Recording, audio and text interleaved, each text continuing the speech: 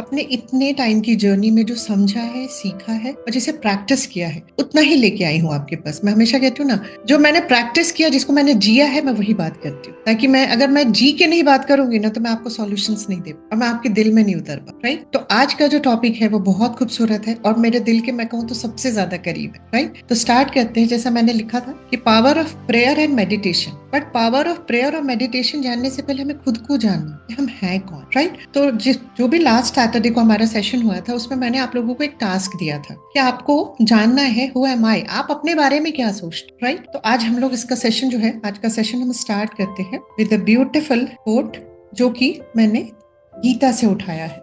एक बार क्या कहते हैं, श्री कृष्ण पूछते हैं अर्जुन से कि अर्जुन, ये बताइए आपका सबसे अच्छा मित्र कौन है और आपका सबसे बड़ा शत्रु कौन है। अर्जुन इसका आंसर नहीं दे पाते। भगवान श्री कृष्ण कहते हैं कि अगर आपका माइंड, जिसको आप मन बोलते हैं, अगर वो आपकी सुनता है, आपके कहे अनुसार चलता है, तो उससे बड़ा आपका कोई मित्र नहीं। लेकिन अगर आपका मन, आपका माइंड आपको चला रहा है और आप उसकी कर रहे हैं, उससे बड़ा शत्रु कोई नहीं। ये बहुत गहरी बात है। अगर मैं आपसे कहूं तो मैं माइंड को एक जिन से भी कंपेयर करती हूँ। एक जिन है जो बहुत ताकतवर है, उसके पास वो खाली नहीं बैठ सकता। हम सब के पास वो पावरफुल जिन है in the form of our own mind. अगर हमने उसे ट्रेन नहीं किया अपने अकॉर्डिंग कि तुम्हें इतना काम करना और इस तरह से काम करना है, क्योंकि वो खाली नहीं बैठ सकता। उसका एक ही ड्रॉबैक है कि उसको पूरे टाइम कोई ना कोई काम चाहिए। तो अगर मान लीजिए कि आपने आज दिन भर का काम उससे करा लिया और वो जानते हैं वो तुरंत अपना काम करता है, अब आपके पास कोई काम नहीं है, तो बैठ तो सकता नहीं, तो फिर डिस्ट्रक्शन करता है। आपके घर की चीजें उठा उठा के तोड़ेगा, फेंकेगा, इधर करेगा, उधर करेगा। क्यों? तो आपने उसको कोई वैसा टास्क नहीं दिया है। तो इसके लिए एक स्टोरी थी कि एक बच्चे को ईश्वर से प्रार्थना करता, मुझे जिन दे दो, जिन दे दो। जिन आ जाता है, दे देते हैं ईश्वर उसको, वो चिराग दे देते, तो कहते जब भी इसको रगड़ोगे इसमें से जिन निकलेगा। वो जिन निकलता है, बच्चा बड़ा खुश हो जाता है, कहता अरे वाह, तुम एक काम करो, मेरा होमवर्क कर दो। पहले होमवर्क कर देता है। ये कहता मम्मी ने कहा था कमरा बहुत गंदा, कमरा भी साफ कर दो। वो हर सेकंड में काम करके चला आता है। फिर कहता है कि अब मेरे पास कोई काम नहीं है, तो बोला मैं खाली नहीं बैठ सकता। तो बोले जो मन में आए करो। तो उसने फिर तोड़ना फोड़ना शुरू किया। फिर वो बच्चा बड़ा डर गया, क्योंकि बच्चा था इसलिए बहुत जल्दी कनेक्ट कर गया। फिर उसने ईश्वर से पूछा, अब मैं क्या करूं, मैं तो फंस गया बुरी तरह से। ये तो ना जा रहा है और मेरे पास अब कोई काम नहीं, तो मेरे किए हुए काम को बिगाड़ रहा है, सारी चीजें तोड़ फोड़ रहा है। तो ईश्वर ने कहा उसे कोई काम दे दो। कौन सा ऐसा काम दो जो करे? बोले कुछ नहीं, एक पोल पे बोलो, उस पे चढ़ना और उतरना जब तक तुम उसे रोकोगे नहीं। तो उसने एक खंबा दिखाया, उसको बोले इस पे चढ़ो उतरो जब तक मैं तुम्हें रोकू नहीं, जब तक मेरे पास। तो उसने उसको दे दिया काम, वो चढ़ता था उतरता था, चढ़ता था उतरता था। तो हम लोगों भी अगर अपने इस मन रूपी जिन को कोई अपना पर्पस नहीं देंगे, गोल नहीं दिखाएंगे कि मैं करना क्या चाहती हूँ, मैं इस दुनिया में क्यों आई हूँ, मेरा पर्पस क्या है, तो वो उसी तरह से हमारी चीजों को तोड़ता फोड़ता रहेगा। डिस्ट्रैक्शंस और सफरिंग हमारे जीवन में आता है। तो आज हम लोग इसी मन को थोड़ा सा अच्छे से समझेंगे और अपने बारे में जानेंगे कि हम हैं क्या एक्चुअली। जो हम सोचते हैं, क्या हम सच में वही है या हम कुछ और है। राइट? तो आज सेशन को स्टार्ट करने से पहले दो साइंस के बारे में बात करेंगे आज हम। एक कहा जाता है साइंस ऑफ माइंड और एक कहा जाता है स्पिरिचुअल साइंस। तो इन दोनों में क्या डिफरेंस है? साइंस ऑफ माइंड क्या कहता है और स्पिरिचुअल साइंस क्या कहता है? साइंस ऑफ माइंड क्या करता है? डील करता है कॉन्शियस माइंड से और सबकॉन्शियस माइंड से। मतलब जब भी हम साइंस ऑफ माइंड की बात करते हैं तो हम दो लेवल की माइंड की ही बात करते हैं, कॉन्शियस एंड सबकॉन्शियस, चेतन मन और अवचेतन मन। और स्पिरिचुअल साइंस में क्या करते हैं हम? In spiritual science deals with subconscious and super conscious. Super conscious is our higher self. वो हमें डिविनिटी से कनेक्ट करते हैं। बिना हायर सेल्फ के हम डिविनिटी से कनेक्ट नहीं करते। तो ये स्पिरिचुअल साइंस हो। साइंस ऑफ माइंड क्या कहता है? Everything is made up of energy, means our reality is a form of energy. Science of mind कहता है कि हम सब एनर्जी से बने, चाहे हम हो, लिविंग थिंग्स हो या non living things, we all are made up of energy. Right? Spiritual science क्या कहता है? स्पिरिचुअलिटी में क्या कहा जाता है कि God is everywhere and in everything. God can not be created not destroyed, and same with the energy also. Science of mind क्या कहता है? Energy can not be created not destroyed, this can be transmuted और transformed only, equivalent to God. Spirituality में उसको God का नाम दिया जाता है, साइंस ऑफ माइंड में उसको एनर्जी का नाम दिया जाता है। राइट? बट बात दोनों एक ही कर रहे हैं। राइट? उसके बाद क्या कहता है? साइंस ऑफ माइंड कहता है कि our beliefs are like maps for energy, means what we believe and how we think determines the energy we attract and transfer. This is a very important point. इसको हमें ध्यान से समझना होगा कि हमारे जो बिलीव्स है ना वो हमारी एनर्जी के लिए मैप का काम करते हैं। अगर आप क्या सोचते उसके अकॉर्डिंग ही आपकी एनर्जी पॉजिटिव या नेगेटिव हो जाती है। अगर आपके बिलीव्स में दुनिया बहुत बुरी है और इस दुनिया में सब लोग चीट करने के लिए बने, तो आपकी एनर्जी क्या होगी? नेगेटिव होगी। और आप जिस एनर्जी में रहेंगे, जिस वाइब्रेशन पे वाइब्रेट करेंगे, आप सेम चीज अट्रैक्ट करेंगे। अगर आपकी लाइफ में सब कुछ नेगेटिव हो रहा है तो आप देखिए कि आपके अंदर क्या चल रहा है। और जहां आप अपने अंदर जाएंगे आपको समझ में आएगा कि सब कुछ नेगेटिव ही मैं सोच रहा हूँ या सोच रही हूँ, राइट। उसके बाद कहा जाता है thoughts are the strongest vibrating energies, right. Thoughts को स्ट्रॉन्गेस्ट वाइब्रेटिंग एनर्जी कहा जाता है। Positive attract positive and negative attract. Spiritual science में कहते हैं everything is from God and is a part of God. Religion and science claim that God is energy. मतलब बात दोनों एक ही कह रहे हैं, अलग अलग नाम से कह रहे हैं, राइट। अब लास्ट टाइम जो हम लोगों ने सेशन में एक टास्क दिया था आप लोगों को कि आप खुद के बारे में क्या सोचते, यह मैंने क्लियर किया था। क्योंकि कुछ लोग शायद हमें आज पहली बार ज्वाइन कर रहे होंगे, उस सेशन में नहीं रहे होंगे, उनके लिए मैं बताती हूँ। आपको ये लिखना है कि हु एम आई, आप अपने बारे में क्या सोचते हो। इसको मैं फिर से क्लियर करती हूँ। एक हमारी इमेज है जो हमें दुनिया ने दी है। जैसे कोई कह सकता है कि आप श्वेता, आपकी राइटिंग बहुत सुंदर है। कोई सकता है श्वेता आप बहुत अच्छा राइटर हो, मतलब बहुत अच्छा लिखते हो। तो ये दुनिया का दिया हुआ है। जरूरी नहीं कि अगर दुनिया सोचती है कि I am a good cook also तो मैं अच्छी कुक हूँ ही। मान लीजिए कि अगर माधुरी मेरे यहाँ आती है और मैंने उन्हें लंच पे बुलाया, मैंने अपने हाथों से उन्हें खाना बना के खिलाया, तो माधुरी जाएंगे तो बोलेंगे कि श्वेता मैम आप बहुत अच्छे कुक हो। ये उनकी ओपिनियन है, ये उन्होंने एक्सपीरियंस किया मेरे फूड को खा करके। बट अगर मुझे नहीं लगता कि I am a good cook तो इसका मतलब वो मेरी अपनी स्पेशलिटी गुड क्वालिटीज नहीं है, ये माधुरी की है ओपिनियन। तो जो मेरा आपको बताने का पर्पस है यहाँ पे फिर से कि आपको इसको लिखना है कि मैं अपने बारे में क्या सोचती हूँ। हो सकता है कोई कहे कि श्वेता तुम कोई भी काम अच्छे से नहीं करती, लेकिन जब मैं अपने आप में बैठती हूँ और सोचती हूँ कि नहीं, मैं अपने हर काम में परफेक्ट देती हूँ, चाहे वो छोटा काम हो या बड़ा काम, मैं 100% अपना लगाती हूँ उसमें। चाहे वो मैं उसमें फेल हो जाऊं, चाहे मैं उसमें अच्छा कर दिखाऊं, डजेंट मैटर, बट देती मैं 100%। तो ये मेरे अकॉर्डिंग मेरी अपनी क्वालिटी। तो आप लोगों को अगर जानना है कि हम अपने बारे में क्या सोचते हैं तो आपको ये 4 पॉइंट पे काम करना है। पहला, आपकी गुड क्वालिटीज आपकी नजरों में क्या है। एक्चुअली मैं सच बताऊं, जब आप लिखने बैठेंगे ना तो आपको कुछ याद ही नहीं आएगा, क्योंकि हम अपनी क्वालिटीज भूल चुके हैं, क्योंकि हमने अपना चश्मा उतार दिया है खुद को देखने का। क्योंकि आप देखिए ना, मैं अगर कहूं किसी को भी कि दिव्यांशु दी अपना चेहरा देखो, तो उसको मिरर लगाना होगा, मिरर के सामने जाएगी तब जाके अपना चेहरा देख पाएगी। और हमारे आसपास जितने लोग हैं ना वो मिरर का ही काम तो कर रहे हैं हमारे लिए। ये बता रहे तुम में ये अच्छा नहीं है, तुम में ये अच्छा नहीं, तुम ये नहीं कर सकती, तुम वो नहीं कर सकती, और हम सब उसको सच मानते चले आए हैं इतने सालों से। कभी जाके मिरर में देखा कि नहीं जो उसने बोला वैसा तो नहीं है, उनको मैं अच्छी नहीं लगती बट मिरर में तो मैं खुद को अच्छी लग रही हूँ। क्योंकि हम बार बार अपना मिरर नहीं देखते। मैं कहती हूँ मिरर न भी हो तो अपने अंदर जाने की जरूरत है। तो इसमें आपको लिखना है कि आपकी गुड क्वालिटीज क्या है जो आपको लगता है। जैसे अगर मुझसे पूछिए तो मैं अपने एग्जाम्पल के लिए आपको बताती हूँ। मुझे पता है मैं बहुत काइंड हार्टेड हूँ, मेरे में बहुत ज्यादा एम्पैथी है, मैं बहुत लविंग हूँ, बहुत केयरिंग हूँ, और मैं अपना हर काम में अपना बेस्ट देती हूँ, चाहे वो मैं मेरे से अच्छा हो पाए चाहे ना हो पाए। बस फील की हो सकता है बहुत जानकार नहीं हो तो जो एक्सपर्ट हो उनको लगे कि श्वेता ने अच्छा करके नहीं दिया, बट मैंने अपना 100% देने की मेरी आदत है। मैं किसी भी काम में अपना 100% देती हूँ। मैं मतलब कम में सेटिस्फाई नहीं होती, राइट। तो ये मेरी गुड क्वालिटीज है। उसके बाद हमें ये भी लिखना हमारे वीक पॉइंट्स क्या अकॉर्डिंग टू मी, मैं अपने बारे में क्या सोचती हूँ कि ये मेरे वीक पॉइंट्स हैं, तो वो भी हमें लिखना है।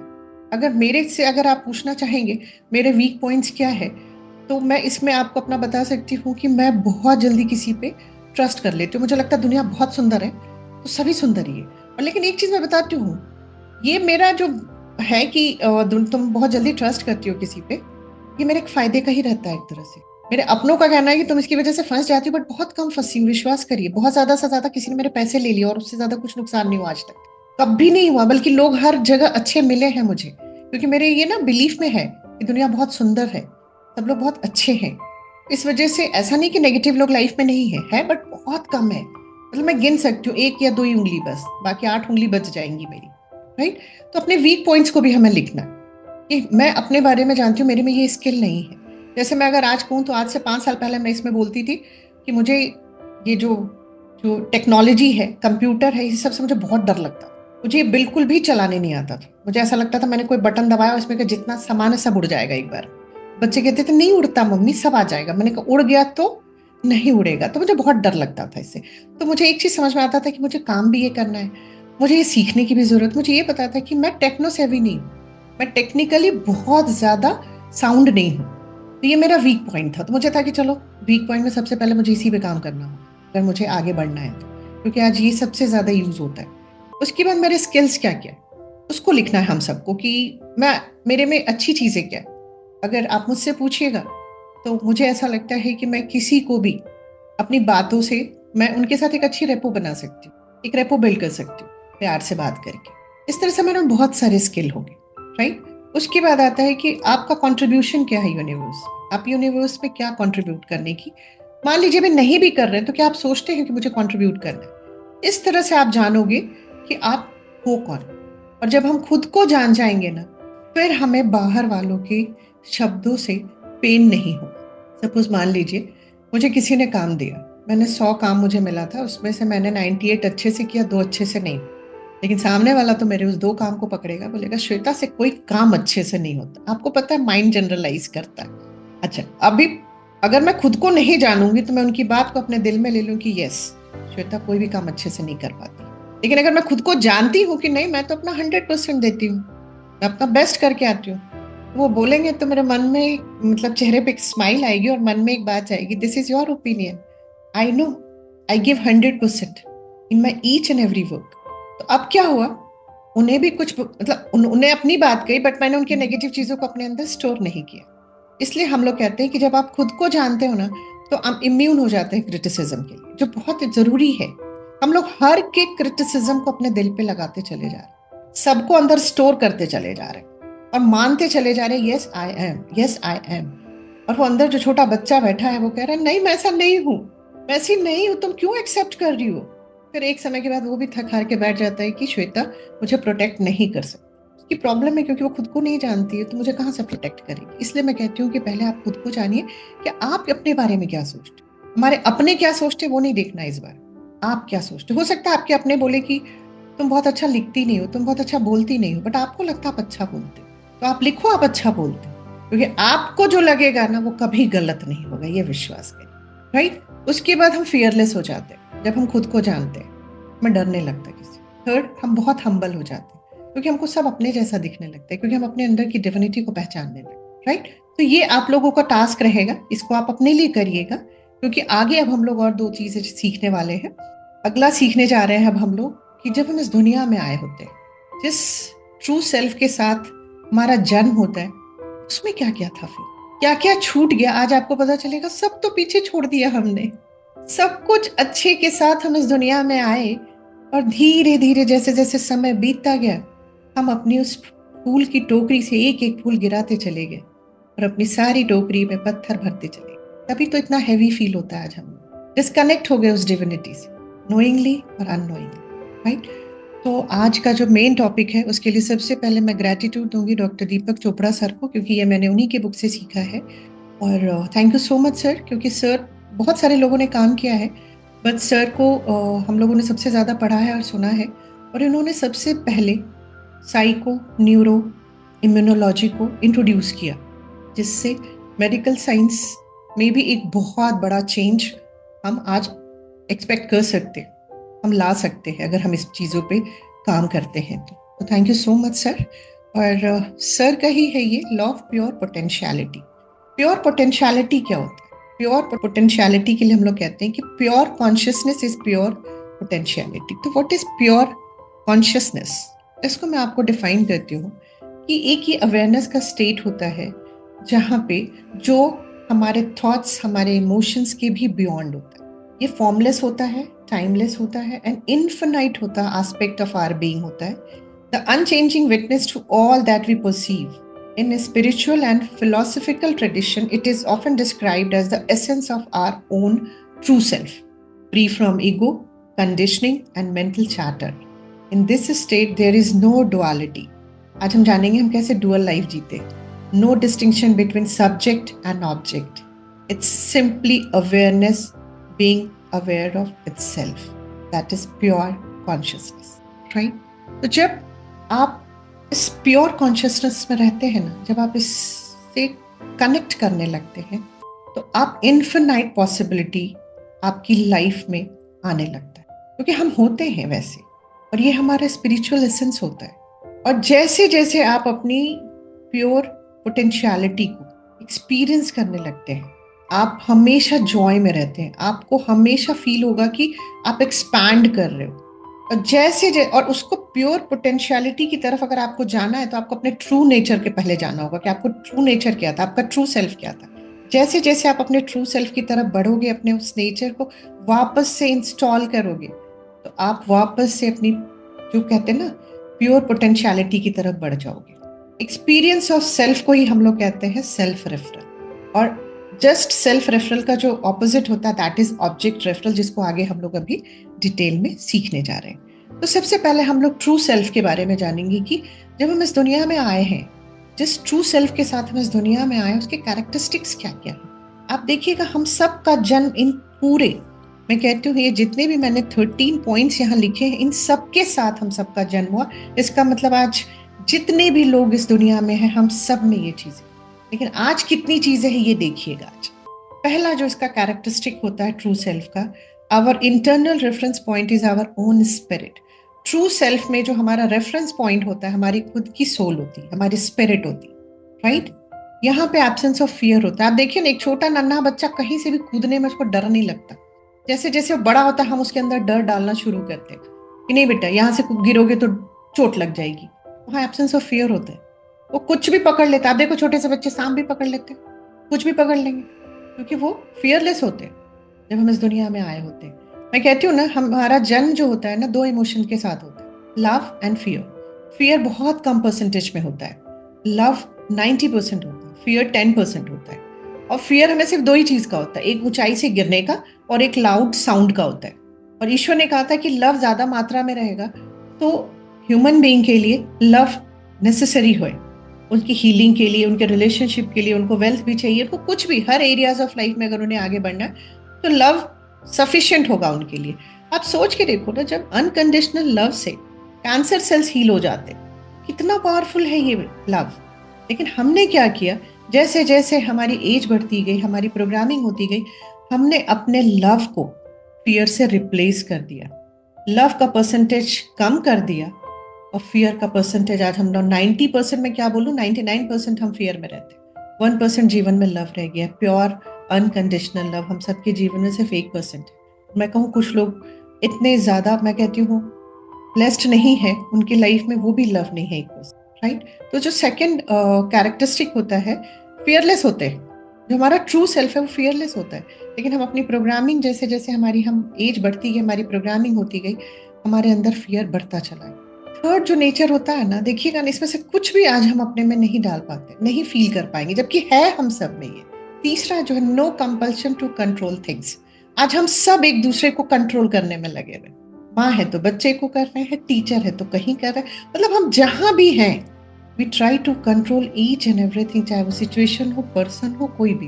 हर पर्सन को अपने अकॉर्डिंग बनाने की कोशिश कर रहे हैं, हर सिचुएशन को अपने हिसाब से कंट्रोल करने की कोशिश कर रहे हैं, जबकि हमारा ट्रू सेल्फ ऐसा नहीं है। वो फ्लो में रहने वाला है, उसको कुछ भी कंट्रोल नहीं करना होता है। Fourth, no need for approval and validation. आज मैं कहती हूँ सोशल मीडिया इतना आगे क्यों जा रहा है, क्योंकि वहाँ अप्रूवल और वैलिडेशन मिल रहा है।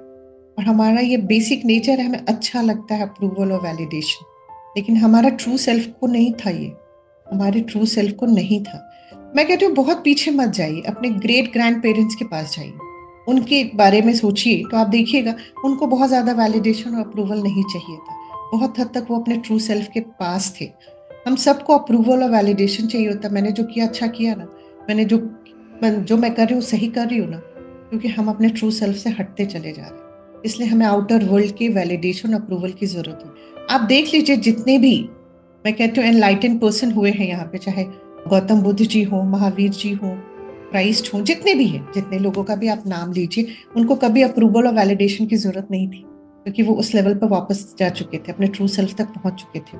आप उनको गाली भी देते थे तो वो आपको ब्लेसिंग ही देते थे, और वो अच्छा काम कर रहे हैं उसके लिए उन्हें कोई अवार्ड नहीं चाहिए था, उन्हें वैलिडेशन नहीं चाहिए था कि हाँ हाँ मैं बहुत अच्छा काम कर रहा हूँ करके, राइट।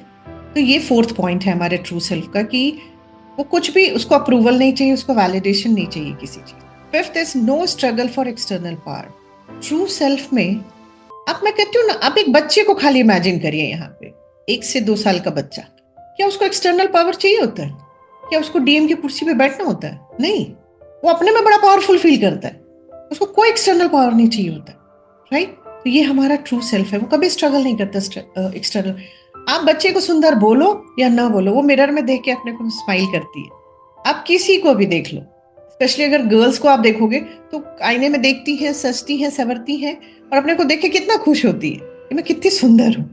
आप उनको सुंदर बोलो चाहे नहीं बोलो, हो सकता है घर का कोई बोल भी दे कि कितनी मोटी तो लग रही है, तो एक बार देखेगी फिर स्माइल करेगी कि उसको लगेगा वो कुछ अब तो भी बोला उनका है, मेरा नहीं है, क्योंकि अपने ट्रू सेल्फ के इतने करीब है कि कुछ अंदर जाता नहीं उनकी, राइट। उसके बाद आता है immune to criticism. True self में जब हम रहते हैं तो जैसा मैंने अभी आपको बताया कि आपको किसी भी क्रिटिसिज्म से कोई फर्क नहीं पड़ता, कुछ भी फर्क नहीं पड़ता। कोई कुछ भी आपको बोलता है ना, आपको अपना पता है कि आप क्या, पर आपको फर्क नहीं पड़ता। Humble and feel superior to no one, इसमें इतना ज्यादा हम हम्बल हो जाते हैं और हम सब को एक जैसा समझने लगते हैं। जैसे मैं कभी भी ये नहीं सोचूंगी अरे वाह मैं तो डॉक्टर हूँ, ये तो हमारे यहाँ काम करती है, ये नर्स है, ये तो हमारे यहाँ सफाई करता है, ये 4th क्लास एम्प्लॉय, मुझे सब में डिविनिटी दिखने लगेगी, क्योंकि बेसिकली हम यही होते हैं। अब फिर से आप एक बच्चे को उठा लो, 1.5-2 साल के बच्चे को पता है कंपाउंडर कौन है, डॉक्टर कौन है और सफाई करने वाला कौन है। वो सबको एक जैसी स्माइल देगा, ऐसा नहीं कि डॉक्टर को अच्छी वाली देगा, कंपाउंडर को थोड़ी सी कम देगा, सफाई वाले को बिल्कुल भी नहीं देगा, कुछ ऐसा नहीं करता। उसके लिए सब एक जैसा है, वो सबको एक जैसा मानता है, क्योंकि उसके लिए सब एक जैसा है। तो जब हम अपने ट्रू सेल्फ में हमें जाना है तो इन सब चीजों को इंटीग्रेट करना होगा कि हमें हर इंसान में डिविनिटी को देखने की आदत डालनी होगी। डिविनिटी है, हर इंसान में डिविनिटी है, लेकिन हमें दिखते नहीं है, क्योंकि हमने अपने आंखों पे ईगो का चश्मा लगा रखा है कि I am doctor so and so, मैं डॉक्टर हूँ। मैं अपना ही बताती हूँ, मैं कहती हूँ ना, मैं हमेशा अपनी ही जर्नी शेयर करती हूँ। आज से कुछ साल पहले जब हॉस्पिटल जाती थी तो देखती थी कि सबकी नजर मेरे पे पड़ी, जितने भी लोग वहां पे काम कर रहे हैं, तो मुझे ऐसा लगता था कि अच्छा पहले वो विश करेंगे तो मैं करूंगी। ये मेरा जरूर था, मैं रिप्लाई जरूर करती हूँ, चाहे आप झटके में भी अगर कोई बोलता तो मैं पलट के रुकती हूँ, जरूर आंसर करती। ये मेरा पहला था कि हाँ वो करते हैं तो मैं करूंगी। जब मैंने अपने ट्रू सेल्फ की तरफ बढ़ने की अपनी जर्नी स्टार्ट की तो मैंने कहा नहीं, पहले मुझे डिविनिटी को, मेरी नजर पहली पड़ी है तो पहले मैं बोलूँ। उसके बाद से चाहे हॉस्पिटल हो, पहला मैं ही बोलती हूँ, love you, thank you, bless you, जो भी मुझे पहले दिखता है। घर में जो हमारे यहाँ खाना बनाने आते हैं, अम्मा पे नजर पड़ेगी, मैं अम्मा को सबसे पहले बोलूंगी कि राधे राधे अम्मा। दूसरी जो हेल्पर हमारे आती है, राधे राधे अंजू। जिस मतलब मैं पहले बोलूंगी। तो ये हुआ कि हाँ राइट, कि अब हम सबको एक समान समझने की फिर से वापस, क्योंकि हमारा ट्रू सेल्फ है, हमारा ट्रू नेचर है एक्चुअली। लेकिन हम जैसे जैसे बड़े हो जाते जाते हैं, हमें हमारी जो प्रोग्रामिंग मिलती है, हमें जो एनवायरनमेंट में हम रहते हैं उसके अकॉर्डिंग हम तैयार होते हैं, और हम उससे सब से मानना शुरू करते हैं कि ये सुपीरियर है, इन्फीरियर है, इसके साथ ऐसा बिहेव करना है, इसके साथ ऐसा बिहेव करना है, राइट। उसके बाद जो आता है 8th point is infinite and unbounded. हमारा ट्रू सेल्फ जो है ना, इनफिनाइट पावर हम होल्ड करते हैं उसमें, इनफिनाइट पावर। हम जैसे जैसे बड़े होते हैं ना, हम अपने आप को बताते हैं नहीं तुम लिमिटलेस नहीं हो, हमारी एक लिमिट है, हम इस लिमिट के बियॉन्ड नहीं जा सकते। बट हमारा ट्रू सेल्फ लिमिटलेस है, इनफिनाइट, राइट। प्योर जॉय है, बेसिकली हम जॉय में, हमें जॉय मिला था, हम इसके साथ आए हैं इस दुनिया में। ट्रू सेल्फ क्या है? Pure knowledge with wisdom. Knowledge आज किताबी ही रह के ही है, जिसने जितनी किताबें पढ़ी, जिसको जितनी भी संस्कृत के श्लोक याद है, वो उतना नॉलेजेबल है। मैं भी आज तक यही सोचती थी, लोगों की बातें सुनती तो मुझे लगता देखो वो क्या क्या पाठ करते हैं, क्या क्या उन्हें नहीं पता है। बाद में जब देखा तो उनके पास सिर्फ ज्ञान था, उनके पास कोई विजडम नहीं था। उसके बाद दूसरी जगह देखा, वो बहुत कम पढ़े लिखे थे, उन्हें कोई भी श्लोक नहीं याद था गीता का, लेकिन विजडम में वो बहुत सुपीरियर थे। तो ये समझ में आया कि knowledge without wisdom is of no use. तो किताबों को ना रटो मत, एक ही किताब पढ़ो, उससे अपने विजडम पे काम करना है, हम सब वाइज होना है, राइट। उसके बाद आता है जो मुझे बहुत सुंदर लगता है, हमारा ट्रू सेल्फ का जो बेसिक एक कैरेक्टरिस्टिक है वो इनफिनाइट साइलेंस है। क्या आज हम लोग साइलेंस महसूस कर पाते हैं अपने अंदर? इतना चैटर है कि ये तो एकदम ही खत्म हो चुका है, एकदम खत्म हो चुका है। आप देखिए ना एक छोटे से बच्चे को सोते हुए, आप उसके चेहरे को ना समझ पाएंगे कि क्या साइलेंस है वहां पे, क्या पीस है वहां पे। और एक हम और आप सो रहे हैं, आप किसी भी बड़े को सोते हुए देख लीजिए, आपको उनके चेहरे से समझ में आएगा कि अंदर में अभी भी हलचल। सो तो रहे हैं बट सो नहीं रहे। हमें इस साइलेंस को पाना है वापस से, क्योंकि हमारा ट्रू सेल्फ है ये। हमें उस तक जाना होगा।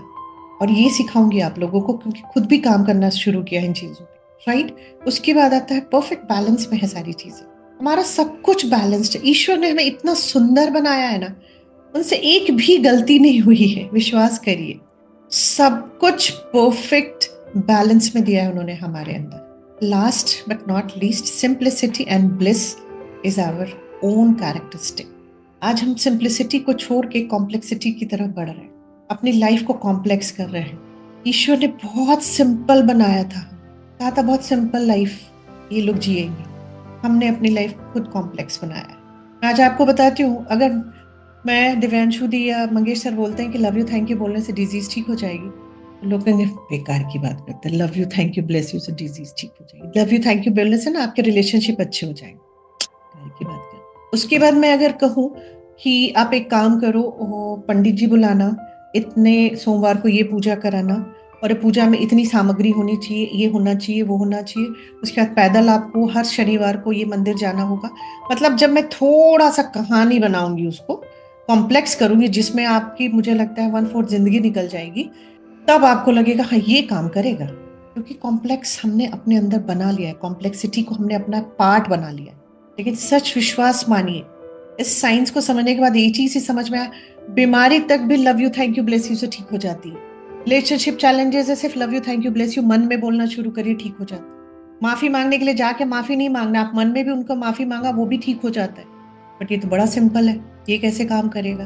हमारा ईगो माइंड नहीं लेता है, राइट। तो ये है हमारा ट्रू सेल्फ। बेनिफिट्स क्या होते हैं अगर हम अपने ट्रू सेल्फ को जानते हैं? तो benefits of being in true self, अगर हम अपने ट्रू सेल्फ में रहते हैं, हमें फायदे क्या क्या देखिएगा ना, इनफिनाइट फायदा है यहाँ पे भी। यहाँ this is the support of divinity. इससे बड़ा क्या फायदा चाहिए हमें, कि जब हम ट्रू सेल्फ में होंगे तो डिविनिटी हमारे सपोर्ट में है। तो मैं कहती हूँ बात तो वही हो गई ना, कि कृष्ण लोगे कि कृष्ण की सेना लोगे। तो कृष्ण की सेना लेना है या कृष्ण लेना है? मैं कहती हूँ कृष्ण को अगर लेना है तो आपको क्या करना होगा, अपने ट्रू सेल्फ की तरफ चले जाओ, आप अपने खुदा से कनेक्ट करें, क्योंकि फिर आपको वहां पे खुदा का आपको सपोर्ट मिलना स्टार्ट हो। अब आपके हाथ में है कि आप अपना ईगो सेल्फ लेके घूमो या अपने ट्रू सेल्फ की तरफ काम करके बढ़ो, ताकि आप अपने खुदा से, अपने ईश्वर से कनेक्ट कर जाओ, उनका सपोर्ट पालो। चॉइस हमारे अपने खुद के हाथ में, राइट। दूसरा क्या होता है, this power draws people to you, things you want magnetises people and situations to support your desires. बात तो वही होगी ना, जिसके साथ ईश्वर खड़ा हो जाए उसके पास किस चीज की कमी। आप सबको अपनी तरफ अट्रैक्ट करोगे, आपकी प्रेजेंस लोगों को अच्छा फील कराएगी, बिना कुछ बोले हुए भी। जो चीज आप विश करोगे वो आपके सामने ऐसे आ जाएगा, आपको मतलब कभी कभी विश्वास नहीं होगा। आप मैग्नेट की तरह काम करोगे, लोगों को अपनी लाइफ में अट्रैक्ट करोगे, और जो भी डिजायर है आपकी फुलफिल होना शुरू हो जाए। It's the support that comes from being in the state of grace. You enjoy with people and people enjoy with you because of your own self power. Self power is permanent because it's based on the knowledge of the self. ये जो self power होता है ना, ये last breath तक रहती है। और जो पावर हम बाहर से लेते हैं ना, डॉक्टर का है, इंजीनियर का है, एडवोकेट का है, डीएम का है, एसएसपी का है, ये बाहर का पावर है। ये रिटायरमेंट के साथ चला जाएगा, ठीक। रिटायर हुए और पावर भी रिटायर होगा। तो क्यों ना हम अपने ट्रू सेल्फ पे काम करके अपने सेल्फ पावर को, परमानेंट होता है वो, उस पे काम करें, ताकि जब लास्ट ब्रेथ भी ले रहे हो तो हम उतना ही पावर फील कर सके और उतना ही पावर हम बाहर की दुनिया में स्प्रेड कर सके। तो ये होता फायदा जो मुझे सबसे अच्छा लगता है, कि this is the support of divinity. अब आपके हाथ में है कि आप क्या चाहते हो। अपने अगर ट्रू सेल्फ पे हम काम करते हैं तो हम उस खुदा से, उस ईश्वर से डायरेक्टली कनेक्ट क्या करना, वो आपके सपोर्ट में हमेशा खड़े हो और आप उसको फील करेंगे। विश्वास करिए, अभी मैंने कुछ ही दिन पहले, 2 दिन पहले दीदी से कुछ ऐसा वाक्य शेयर किया जो मेरे लिए भी अनबिलीवेबल। मैंने कहा मैंने ईश्वर को महसूस किया है, मैंने उनकी प्रेजेंस को फील किया है। अनबिलीवेबल चीज मेरी लाइफ में भी घटी। विश्वास करिए, सिर्फ ट्रू सेल्फ की तरफ बढ़ना है हम सब, राइट। उसके बाद आता है कि how to access your pure potentiality. अच्छा तो बड़ा लगा सुनने में कि नहीं, हमें अपने ट्रू सेल्फ की तरफ जाना है, हम अपने ट्रू सेल्फ की तरफ कैसे जा सकते हैं? हम अपने ट्रू सेल्फ में वापस अगर मर्ज करना चाहते हैं या हम अपने ट्रू सेल्फ को फिर से रीइंस्टॉल करना चाहते हैं तो हमें क्या करना होगा? तो पहला हमें करना होगा प्रैक्टिस ऑफ साइलेंस। मैं इसको थोड़ा डिटेल में ले जाऊंगी अभी। उसके बाद दूसरा हमें करना होगा मेडिटेशन। तीसरा हमें करना होगा नॉन जजमेंटल, जो मोस्ट डिफिकल्ट पार्ट है। मैं कहती हूँ सब कर लेंगे हम। The most difficult part is non judgmental होना। थोड़ा डिटेल में इसको भी बताऊंगी आप लोग। And fourth is spending time in nature. ये 4 पॉइंट्स पे अगर हम काम करते हैं तो हम अपने ट्रू सेल्फ को पालेंगे, वापस से रीइंस्टॉल कर सकते हैं जो हम लोगों ने अनइंस्टॉल कर दिया। एक्चुअली मैं कहती हूँ अनइंस्टॉल नहीं कर दिया, उसमें बहुत सारी चीजें रीराइट कर दिया जो हमारे काम की नहीं है ना, वो सब लिख दिया उसके ऊपर, तो वो ढक गया है। अनइंस्टॉल तो कर ही नहीं सकते, उसके साथ तो हम आए हैं इस दुनिया में, राइट। तो अब हम एक एक को, इसमें सबसे पहली चीज क्या है ना कि अगर आपको इनर वर्ल्ड में साइलेंस प्रैक्टिस करना है तो आपको सबसे पहले आउटर वर्ल्ड की चीज को बंद करनी होगी। तो सबसे पहले आपको मुंह बंद करना होगा, जो हमारा बंद ही नहीं होता। दिन भर हम कुछ ना कुछ बात कर रहे हैं, कुछ ना कुछ हम बात कर रहे हैं। तो सबसे पहले आपको चुप रहना सीखना है यहां से, ठीक। उसके बाद दूसरा क्या करना है, withdrawing from watching television, listening to the radio और even reading a book also. हमें क्या लगता है कि ठीक है, हम टीवी नहीं देखेंगे, हम मोबाइल नहीं देखेंगे, हम गाने नहीं सुनेंगे, बट बुक पढ़ना अच्छा है। नहीं, जब आप बुक पढ़ रहे हैं तब भी आप साइलेंस में नहीं हो। तो आपको क्या करना है, थोड़ी देर के लिए सबसे पहले आपको जो प्रैक्टिस करनी है कि मुंह बंद करना है, किसी से बात नहीं करेंगे। और इसको बनाओ ऐसे आप कि आज मैंने ये सुबह उठते हो बोलो कि आज मैं 1 घंटे तक बिल्कुल भी बात नहीं करूँ। आपको कुछ भी नहीं बात करना। 1 घंटे आज मैं कुछ भी चीज नहीं देखूंगी, मतलब चुपचाप अपने साथ बैठूंगी। अगर 1 घंटा ज्यादा लगता है, मैं कहती हूँ स्टार्ट विद 5 मिनट्स हो, बट प्रैक्टिस शुरू करिए। क्योंकि अभी क्या है ना, आपने अगर आपको बात करने की आदत है तो आपको 5-10 मिनट के बाद बेचैनी महसूस होने लगे, आपको लगा जल्दी से किसी से बात करो। अगर आप टेलीविजन, मोबाइल, सोशल मीडिया पे बहुत टाइम रहते हो तो आप खाली, मैं कहती हूँ ना, कुछ टाइम के लिए हमारा नेट चला जाता, कितनी बेचैनी महसूस होती है। तो ये तो आपको, जब आप उसको अपने से बंद करोगे कि नहीं ठीक है अभी मुझे नहीं देखना, आपका माइंड बहुत सारी चीजें देगा, अरे ये तो देख लो कम से कम, बस ये तो कर लो।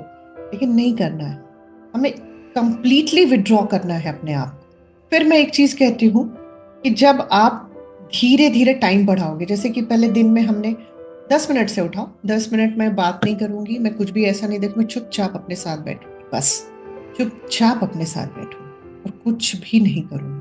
थॉट्स आएंगे जाएंगे, हमें उनसे अटैच नहीं होना। शुरू में हम हर थॉट के साथ अटैच हो जाएंगे, कोई बात नहीं, बट स्टार्ट करना है। और मैं एक ही चीज कहती हूँ, कम से कम 2 घंटे से शुरू करिए कि आप एक, मतलब मैं 10 मिनट से बात करती हूँ, 10 मिनट आप शांत आज बैठे, कल आप 15 मिनट बैठिए, फिर हाफ एन आवर करिए, फिर 1 घंटा, फिर 2 घंटा, और इसको एक्सटेंड कर दीजिए 1 वीक तक। आप बात नहीं करेंगे, आप कोई भी टेलीविजन नहीं देखेंगे, आप कुछ भी सुनेंगे नहीं, कुछ भी पढ़ेंगे नहीं। आप 2 वीक्स तक की जो मैं बात कर रही हूँ, ये बहुत लंबा टाइम हो जाएगा। ये प्रैक्टिस से ईयर्स में जरूर हम सब अटेन कर लेंगे, क्योंकि कहते हैं ना, इन्फिनाइट पोटेंशियल के हम बने हुए हैं।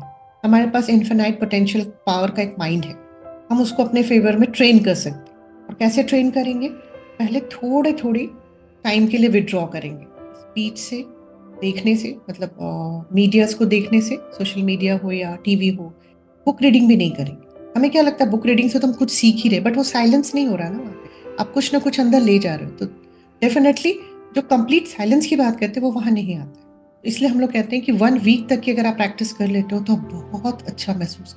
बट मैं आप इतना भी बोलती हूँ कि अगर आपने 1 घंटे की भी प्रैक्टिस कर ली ना, 1 घंटे मैं कुछ भी नहीं करूँगी, सिर्फ अपने साथ चुपचाप बैठूँ। आप जब अपनी आंखें बंद करोगे ना, मैं आपको बताती हूँ, आपको अंधेरा दिखेगा, आपको बस उस अंधेरे को देख। थोड़ी देर में आपको लगेगा कोई थॉट आया और आपको इमोशंस आ रहे हैं, अपनी आंखें खोल दो, फिर से आंखें बंद करो, फिर उस अंधेरे को फोकस करो, आराम से आप कर पाओ, बहुत आसान है। लेकिन हाँ, जब भी कोई थॉट आया और लगा कि नहीं फीलिंग्स आ गई, उसमें कुछ अच्छा फील नहीं हो रहा, बुरा, ओपन योर आईज, ब्रेक करना है उस पैटर्न को, नहीं तो वो थॉट आपके साथ आगे बढ़ जाएगा कहानी, और फिर आप थॉट में चले जाओगे। तो आपने यहाँ से तो बंद किया, बट यहाँ पे साइलेंस नहीं क्रिएट कर पाए। तो अभी स्टार्ट करना है कि पहले मुंह को बंद करना है। अभी थॉट पे एक साथ मत जाना, लगेगा अरे यार मुंह तो बंद किया, थॉट तो चल ही रहा, ये इसको नहीं रोक सकते। थॉट्स को हम में से कोई कंट्रोल नहीं कर सकता, बट थॉट्स हमें ना कंट्रोल करे, यही हम सीखते हैं मेडिटेशन। अभी साइलेंस की प्रैक्टिस में आपको क्या करना है कि सिर्फ इसको बंद करना है और थॉट के साथ उलझना नहीं, बस इतना काम करना है, राइट। तो ये क्लियर हुआ। अब हम आते हैं नेक्स्ट मेडिटेशन पे। मेडिटेशन को भी हम लोग कहते हैं कि 30 minutes in the morning and 30 minutes in the evening. ये जरूर हमें करना चाहिए। मेडिटेशन के लिए हम लोग कहते हैं, मेडिटेशन हम पूरा डिटेल में आगे सीखेंगे, इसलिए मैं यहाँ डिटेल में नहीं जाऊँगी। मेडिटेशन में हम लोग का फायदा क्या होता है कि आप यहाँ पे through meditation you will experience the field of pure silence and pure awareness. तो आप मेडिटेट करते हैं तो आपको प्योर साइलेंस और प्योर अवेयरनेस आप फील करें, राइट। इसको हम डिटेल में आगे जानेंगे। In that field of pure silence is the field of infinite correlation. Meditation को हम लोग कहते हैं कि field of infinite organizing power. आप अपनी चीजों को ऑर्गेनाइज करना सीखने लगते हो जब आप मेडिटेशन करते हो। It's a powerful thing, right. Ultimate ground of creation where everything is inseparably connected with every. ये बहुत सुंदर चीज है, बहुत सुंदर चीज है कि जब आप अपने इनर वर्ल्ड से कनेक्ट करने लगते हो, जो अपने इनर यूनिवर्स से कनेक्ट करते हो, ट्यून करते हो, तो आप एक बहुत ही सुखद अनुभव करते हो। मैं कहती हूँ ना, इसको एक्सप्लेन नहीं किया जा सकता, इसको सिर्फ एक्सपीरियंस किया जा सकता। इस खूबसूरती को, इस एहसास को वर्ड्स में नहीं लिखा जा सकता। सेकंड हो गया मेडिटेशन। थर्ड हो गया नॉन जजमेंटल। हम कितना ज्यादा जज करते हैं चीजों को, मैं अगर आपको बताऊं तो आप विश्वास करिए कि हम हर पर्सन को जज करते हैं, हम हर सिचुएशन को जज करते हैं, हम हर मौसम को जज करते हैं, हम हर सेकंड जज कर रहे होते हैं। आप देख लीजिए, अरे यार आज फिर ठंडा हो गया, अरे यार आज फिर गर्मी हो गई। आपको पता है वो जो आए थे ना, उनका बिहेवियर कितना खराब था। मतलब हम, एक बार मंगेश सर ने बड़ी अच्छी बात कही थी, डॉक्टर, इंजीनियर, आईएएस बनने के लिए तो पढ़ना पड़ता है, डिग्री लेनी पड़ती, बट जज की डिग्री तो हमें बचपन से मिल जाती है। हम इस दुनिया में आते हैं, उसके बाद से ही जज हुए पड़े रहते हैं। ये अच्छा, ये बुरा, ये न्यूट्रल, ये बुरा, ये अच्छा, ये सिचुएशन अच्छी, ये सिचुएशन बुरा, ये इवेंट खराब, ये अच्छा इंसान, ये बुरा इंसान। मतलब पूरे टाइम हम जज करते रहते हैं। तो जज बनने के लिए कोई डिग्री की जरूरत नहीं होती। कोर्ट में बैठने वाले जज को जरूरत होती है, बट हम जैसों को नहीं होती। हम तो बचपन से ही सर्टिफाइड रहते, कहीं भी कुछ भी जज कर लेते, किसी का फैसला सुना देते कि ये तो बुरा है। कभी नहीं सोचते कि जिसको आज हम बोल रहे हैं उसके ऊपर क्या बीत रही है। और कहीं ना कहीं कहते ना, मनोज भैया बड़ी अच्छी बात एक बोलते हैं कि कुछ लोग शब्दों से जिंदगी बांट रहे हैं और कुछ लोग शब्दों से मौत बांट रहे हैं। तो आज के बाद ना अपने शब्दों को बहुत चैन करके बोलिए, क्योंकि अगर आप मौत बांटेंगे ना तो यूनिवर्स रिटर्न में आपको भी मिलती जुलती चीज वापस जरूर करेगा। और जिंदगी बांटेंगे ना तो उसको भी वो वापस आपके लॉ ऑफ कंपनसेशन के जो रूल है उसके अकॉर्डिंग आपकी लाइफ में वो भी लौट के वापस आएगा। तो जो चाहते हो ना वही बांटना शुरू करना होगा हमसे, राइट। तो सबसे डिफिकल्ट अगर मैं इन चारों में कहूं तो चुप रहना भी आसान है, मेडिटेट करना भी आसान है, और फोर्थ जो स्पेंडिंग टाइम इन नेचर, ये तो बहुत ही आसान है। लेकिन जो सबसे डिफिकल्ट है ना, नॉन जजमेंटल होना। डॉक्टर दीपक चोपड़ा सर ने अपनी बुक में लिखा है कि अगर आप 1 घंटे भी किसी को जज नहीं किया, ये बहुत बड़ी बात है। तुरंत आपका माइंड जज करता है हर चीज को।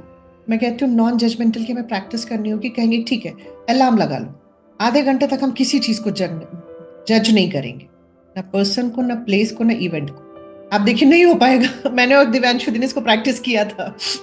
नहीं हो पा रहा था। थोड़ी देर के बाद दिमाग ऑटोमेटिकली जज करके अपना आंसर दे रहा था।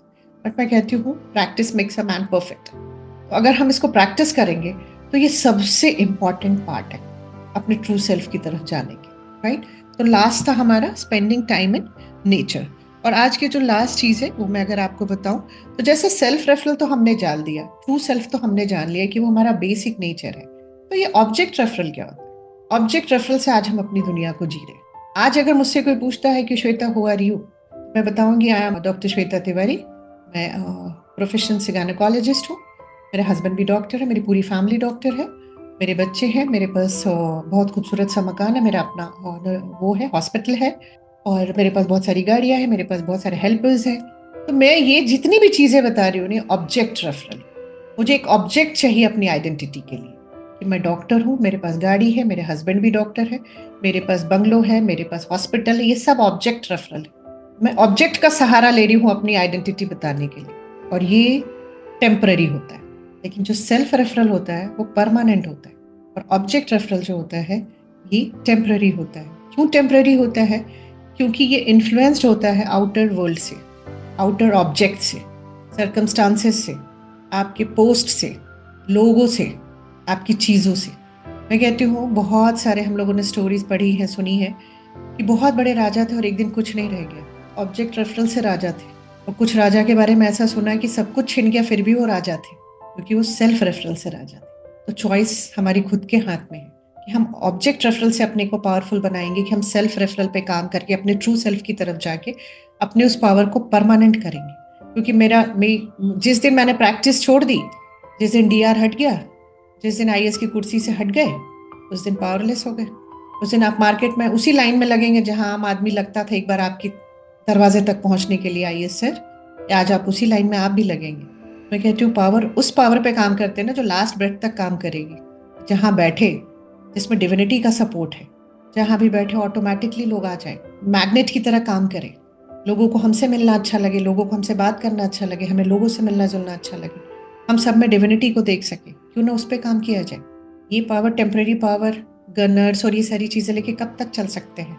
एक आप सोच के देखिए ना, डिविनिटी का सपोर्ट आपको है और एक पूरी सेना आप गन की लेके चल रहे हो, आपको क्या लगता है कि गन आपको बचा लेगा?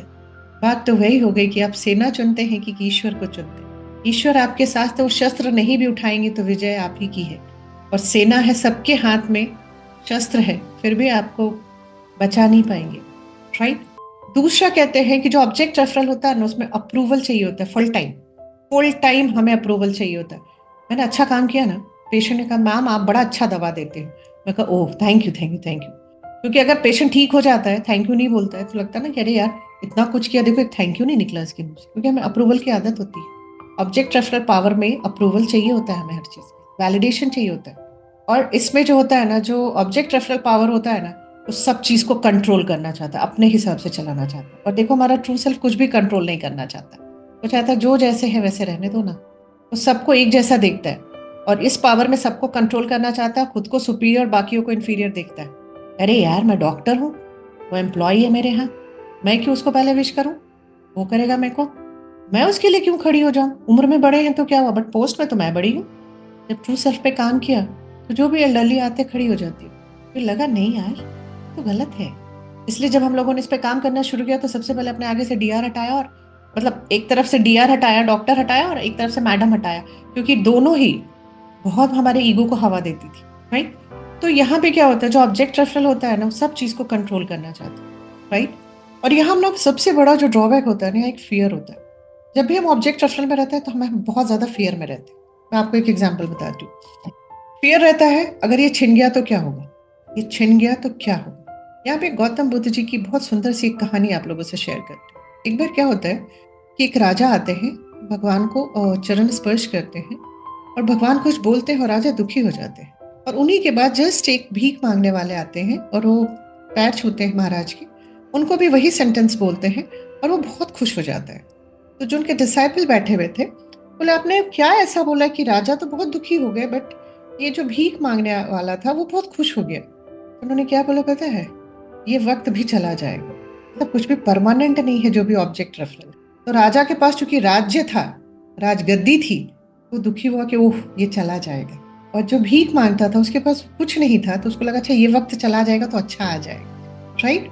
तो जो कहने का मतलब ये है, जो हमें समझाने का मतलब कि हमें क्यों अपने ट्रू सेल्फ पे काम करना है।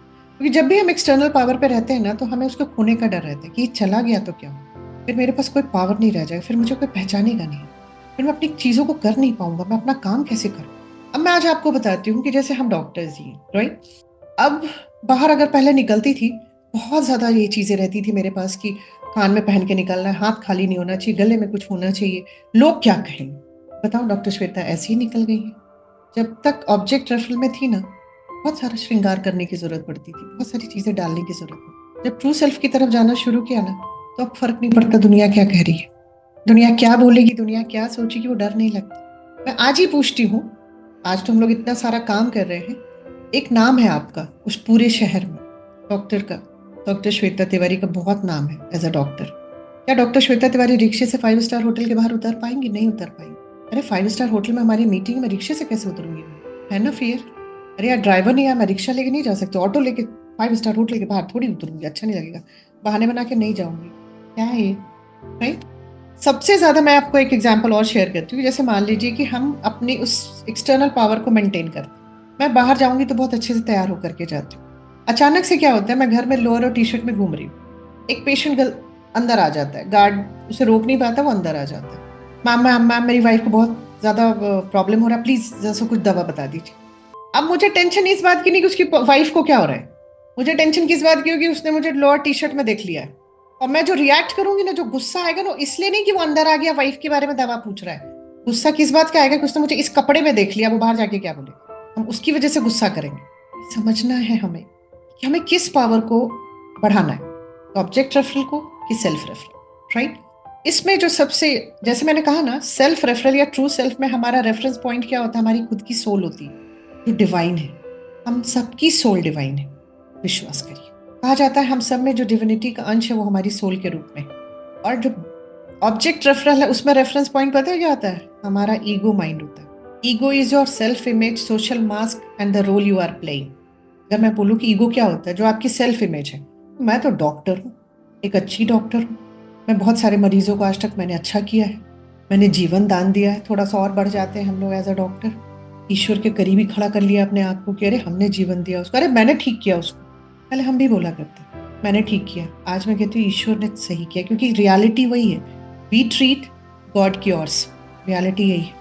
आपकी बॉडी की को हीलिंग आती है, आपकी बॉडी खुद ही हील करती है। हमारा पार्ट सिर्फ सिम्टोमेटिक होता है आपको ट्रीट करना। We just treat you, God cures and your body heals. आपकी बॉडी खुद हील करती है, राइट। तो ईगो हमारा ये होता है जो सोशल मास, जैसे I am a doctor, I am so and so, जो रोल मैं प्ले कर रही हूँ एज अ डॉक्टर प्ले कर रही हूँ, राइट।